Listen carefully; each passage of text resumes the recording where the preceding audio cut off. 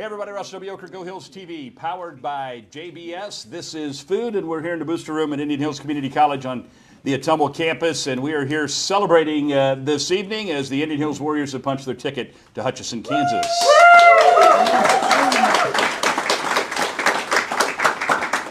We're going to open up with Coach Cole Dewey and just some comments on the Dawson game. That was a fun game, probably a little stressful at times, but your thoughts on that game and this team in general as they get set to head for Hutchinson, Kansas. Yeah, that was a very tough game. That was one of the best teams we played all year, in my opinion.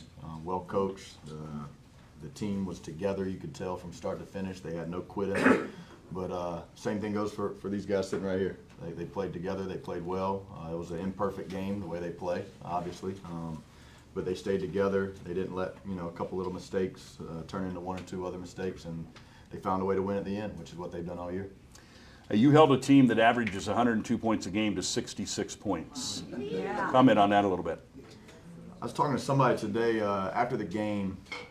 Coach over there, Joe, he's a good friend of mine and a very, very well-respected coach in the country. He's been in Division I. He's bounced around. He's done a mission trip overseas. He's just a really good person and an unbelievable basketball coach.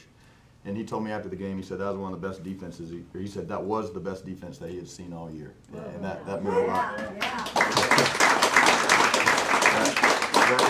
That speaks volumes on the buy-in that these guys have had.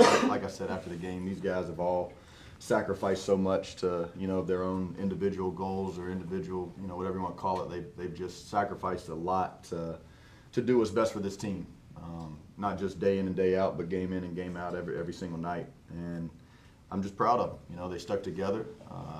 Some different guys that haven't been the guys stepped up the last couple games, stepped up against Dawson, and Vlad and Caden to speak on too. But it was a total team effort from start to finish, and I'm just really proud of them for how they handled that press, that environment. That was a very, very difficult environment to play in.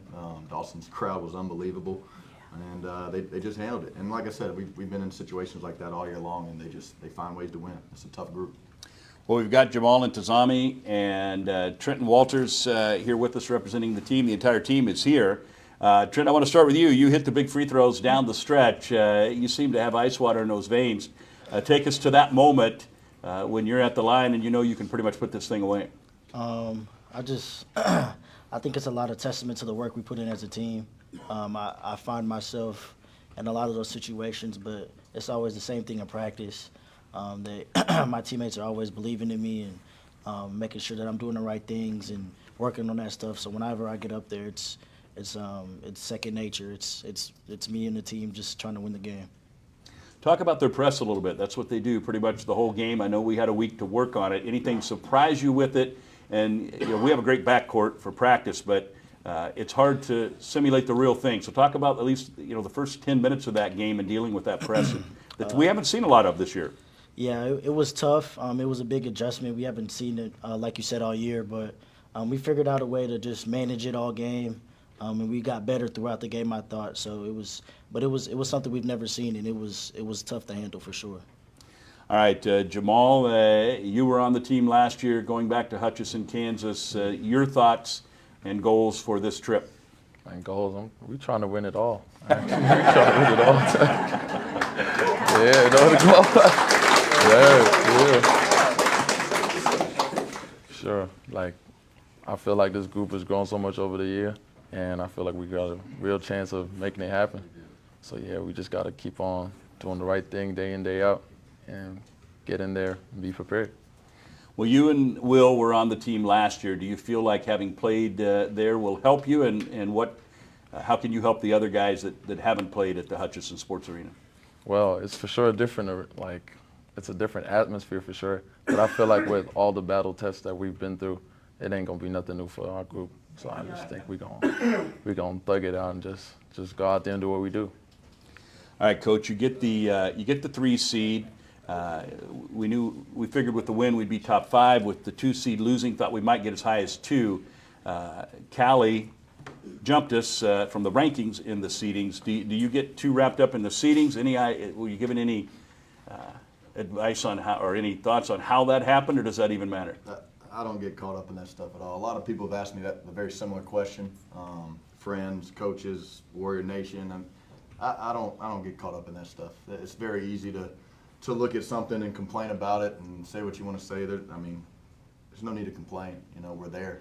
So whoever they put up, whoever we're going to play in that matchup, it doesn't matter. We're ready to go no matter what. You know, you can look at who's where in the brackets, but like I said, it doesn't matter. We're ready to go no matter what. Well, you're either going to have Vincennes or Three Rivers, two other blue bloods of junior college basketball. You have to prepare for both in this situation.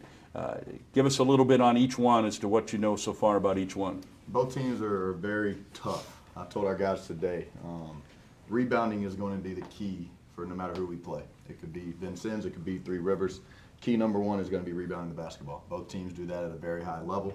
Both teams pressure the ball similar to us. Their defenses are very similar. A lot of times when a team plays the pressure defense like we do, you got to get prepared for that. But these guys have been doing that for 6-7 months now, every single day. So that's nothing we really need to get prepared for, so to speak. Rebounding is going to be the name of the game, regardless of who we play. Well, Coach Ricks comes to us from Three Rivers. Has he been able to get a hold of like Willie Hilburn down there, or any of his inside connections, and get us any information? It's a pretty simple one. Coach Ricks recruited half the team. So that's obviously going to be his scout. Coach Solo's going to take Vincennes, but I think that'll be a fairly simple scout for Coach Ricks, knowing that team so well, because he, like I said, he was a big reason a lot of those guys are there right now. With the extra day added, you're guaranteed if you win, you get a day off. You win, you get another day off. I'm going to go to Jamal because you played in this thing. You made a Final Four run last year. Do you feel like that's an advantage, or as a young guy, would you rather just keep playing? I feel like it's an advantage for us because they are coming in, like all the other teams that don't get that, they're coming in, they have to play 5 games back-to-back if they win them all. So I feel like with those days off, we can really prepare and lock in on the next team and really give us a good shot of beating them. So, yeah. All right, Trenton, I have to ask you, your dad is pretty big on commenting about the free throws. What do you have to say after the game? I mean, you didn't hit them all, but you hit the big one. He didn't say much, but I hope he was proud. All right, Coach, what can you tell us about the logistics? Do you know yet when the team will take off? When do you practice down there? Yeah, we're gonna leave here. We got to practice early Saturday morning. We'll leave here at 10 a.m. We got to make sure we get down there and have plenty of time to get situated in the hotel, and then make that 8 o'clock game Saturday night, because that'll be the Vincennes Three Rivers game. I want to make sure we're there to scout it. The team's there to see each team and get a feel for the environment, and obviously the feel for each squad. Who was the first few people that called you after the game? Oh man, to be honest with you, I didn't look at my phone for the first hour of the trip. You feel it buzzing in your pocket, and once you pick that thing up, you're just consumed. And I wanted to be in the moment. I'm big on just being in the moment, taking things one day at a time, taking things step by step, and I didn't want to look at that thing. I enjoyed it with Coach Rakes and Coach Solo at the top, the front of the bus, but first and foremost, I enjoyed it with those guys right there in the locker room. There's some good videos of us partying in the locker room, throwing some water and just having a good time. And I've said it a lot of times. That's why you do this. That's the fun of it, the camaraderie and those memories that you build that'll last a lifetime. Did Coach Rakes cough up the hot spot for you guys? Damn, blood, no more hot spot, bro. Me, Coach Rakes, and Coach Solo's phone, we're gonna get charged a little extra this month probably, because our phones are on fire. When you use a hotspot, your phones get too hot sometimes and just turn off. And I think it happened to all three of us at least once over the trip. You've been obviously have been to Hutch. You've coached at Hutch on the assistant side of things. How will that experience help you to get this team ready? Anytime you've been in a situation before, I think it helps. I'm familiar with a lot of people over there. Our host that we got, I'm familiar with him. Obviously, the lady that we go through with the hotels, familiar with her. And there's just going to be a lot of people, in that environment that I've seen before, that I've built relationships over the years. So anytime you have that, that's obviously an advantage. All right, I'm going to open it up a little bit to some of our other media here. If you guys have anything you want to ask the coach or the guys. Well, Cole, just as far as that goes too, about, you like I said, experienced the national tournament, and being in this situation where you don't play until Monday. Obviously, we've seen kind of where other teams, when they do play, they get used to the environment.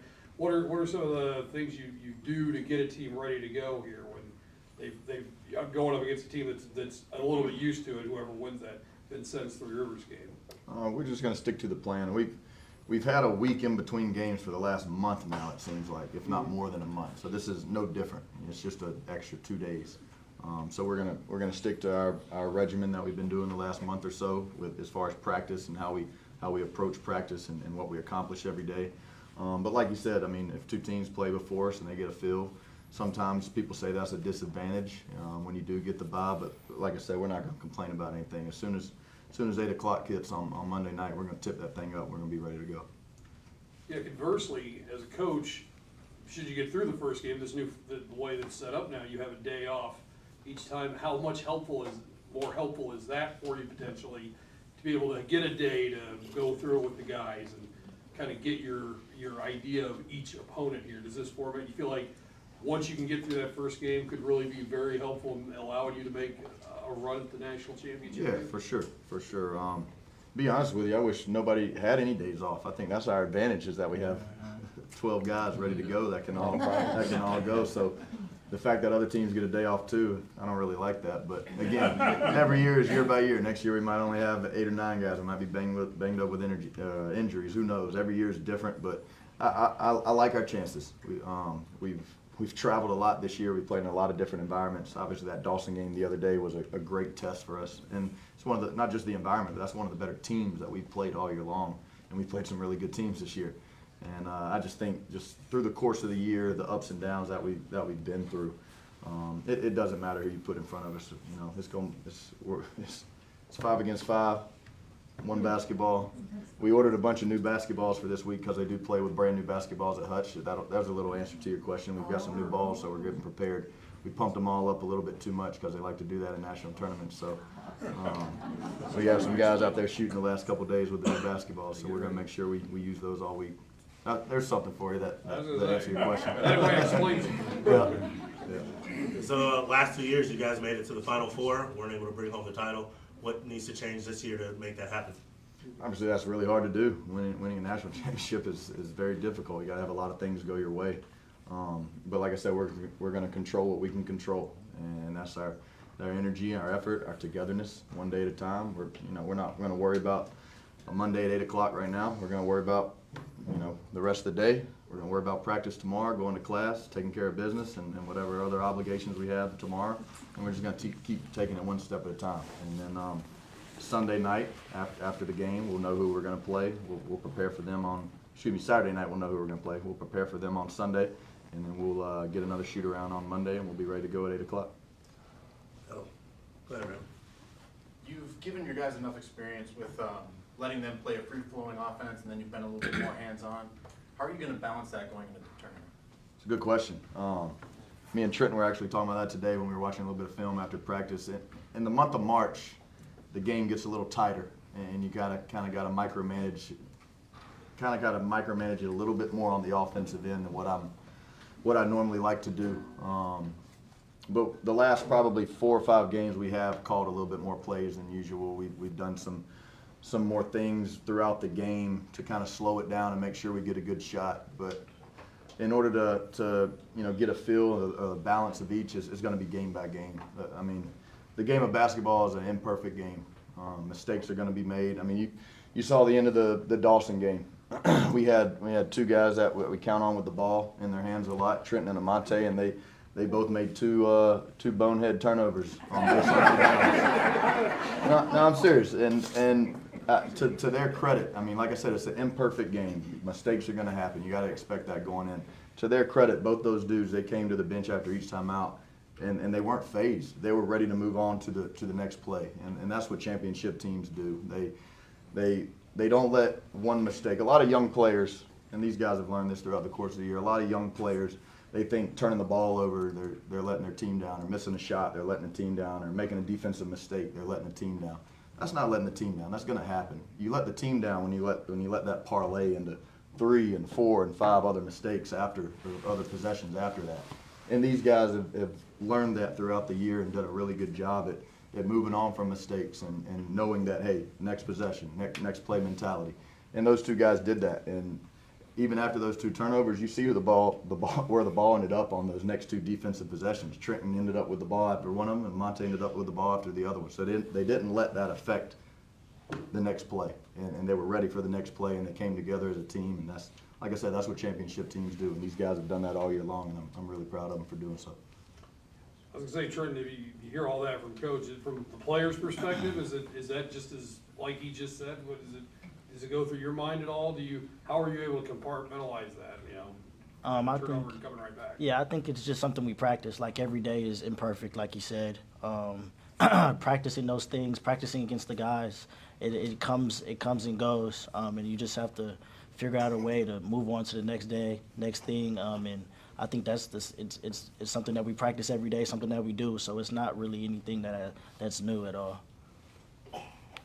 Coach, this program has been rich with history, a lot of success.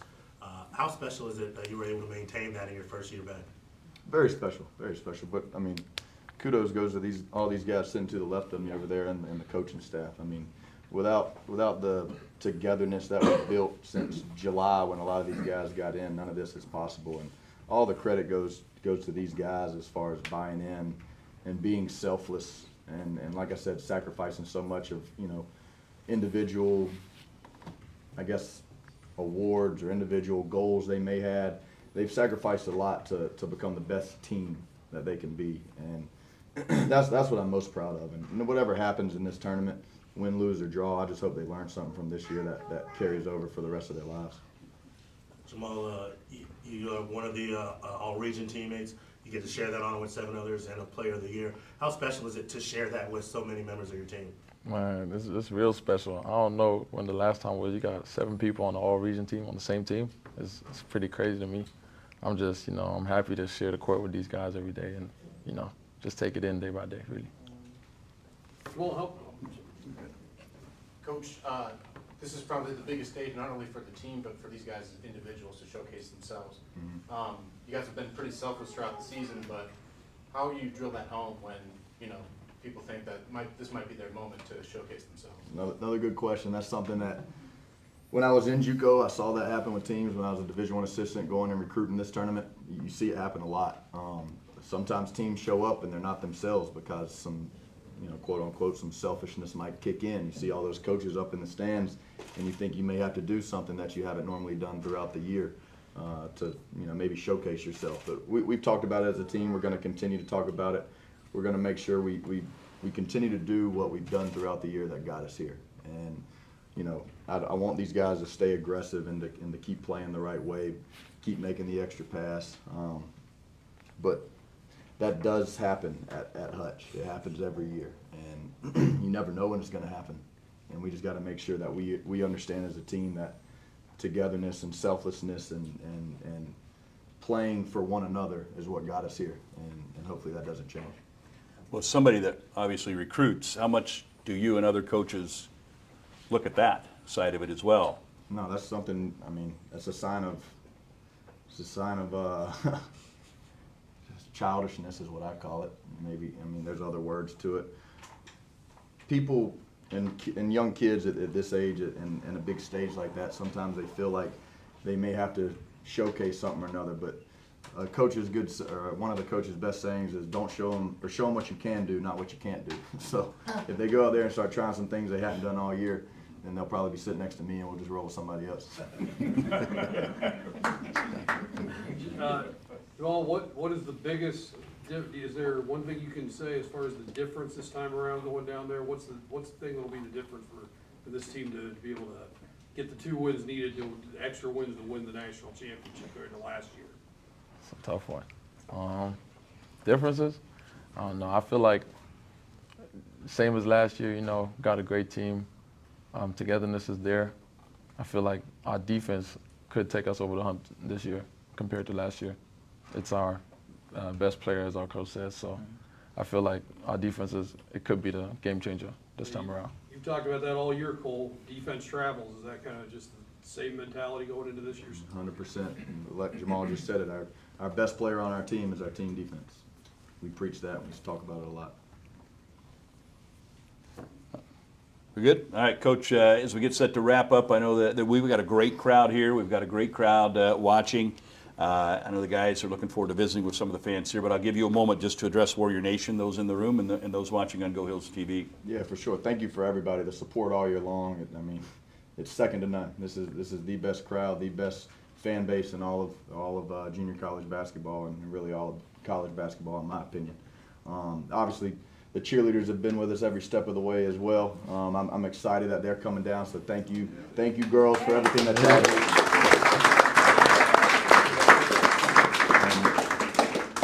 Probably the last thing I want to say is thank you to you guys, the Go Hills TV crew. They haven't missed a game all year. Let's give it up for them.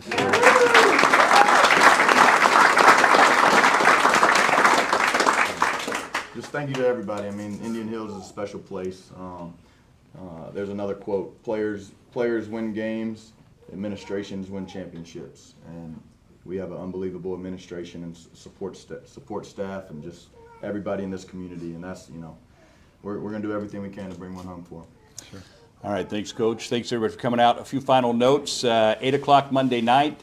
The games will be audio on Go Hills TV. We are allowed to have graphics on the screen this year, so we'll have the score and the time and all that on the screen. And we'll also be picked up on 96.7 FM out of Albee, Iowa. We'll pick up the audio broadcast, so you can check it out there on the KIIC Thunder Country, as they've done in the past. They team up with us, so that'll be great for you. And you can watch the games on ESPN+. So that's where you will find the video of the games. That's who the NJCAA works with. And if you're going to Hutchinson, Kansas, Sunday night, 6 o'clock, we're working on a location, so follow us on Go Hills TV. We're going to gather there as a Warrior Rally with some highlights and a hype video and just a lot of good camaraderie with the team, and get fired up for Monday night. I want to thank everybody for coming out, and thank you for watching on Go Hills TV, powered by JBS. Go